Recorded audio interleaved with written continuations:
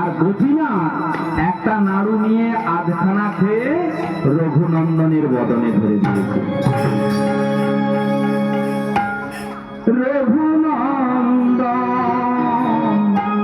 নাড়ু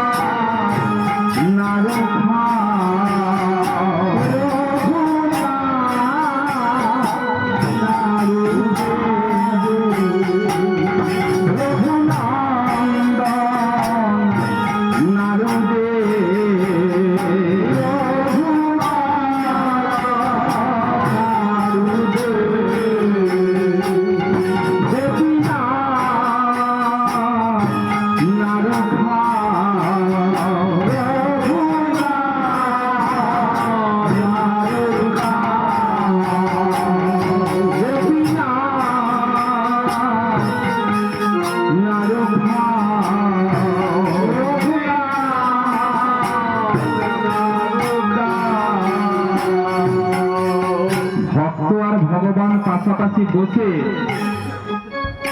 ছোট্ট রঘুনন্দন আধখানা খেয়ে ভগবানের বদনে ধরে দিচ্ছে। আর ছোট্ট শিশুর ব্যাকুলতা দেখে, সরলতা দেখে, ভক্তি দেখে ভগবানও আধখানা নাড়ুকে ভক্ত রঘুনন্দনের বদনে তুলে দিচ্ছে। এমন দুজনের মিলন সাদৃশ্যতা দেখে ওই লুকিয়েছিল পিতা মুকুন্দ সরকার আর নিজেকে স্থির রাখতে পারলেন না। চিৎকার করে বললেন, রঘুনন্দন!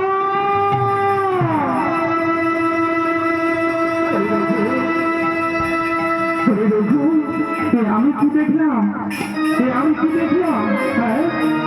এমন দৃশ্য তো আমি কোনোদিন দেখতে পাই না। আমি দেখলাম তুই আমাদের গোপীনাথকে আধখানা নাড়ু খাইয়ে দিচ্ছিস, আমাদের গোপীনাথ তোকে আধখানা নাড়ু খাইয়ে দিচ্ছে। আমি এতদিন ভগবানের সেবা নিচ্ছি, কোনোদিন তো এমন আমি দৃশ্য দেখতে পাই। সঙ্গে সঙ্গে অদৃশ্য হয়ে গেলেন। মুকুন্দ দাস নয়নের জলে বুক ভাসি দিয়ে বলছে, গোপীনাথের সেবা নিচ্ছি, তুমি কোনোদিন এমন নিজ হাতে আমার গোপীনাথকে খাইয়ে দিতে পারি না, কিন্তু তুই আমার সেই সুযোগ্য সন্তান, তুই একটিবারের জন্য আমার বুকে জড়িয়ে আয় বাবা।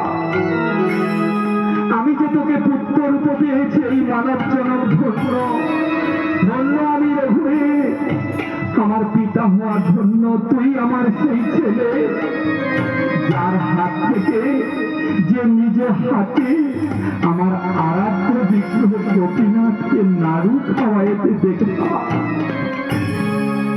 প্রভু কোথায় গেলি বাবা? আমি তো দেখতে পাচ্ছি না, আমি তো তোকে দেখতে পাচ্ছি না। গোপীনাথকে দেখার জন্য একটা সুযোগ করে দে বাবা।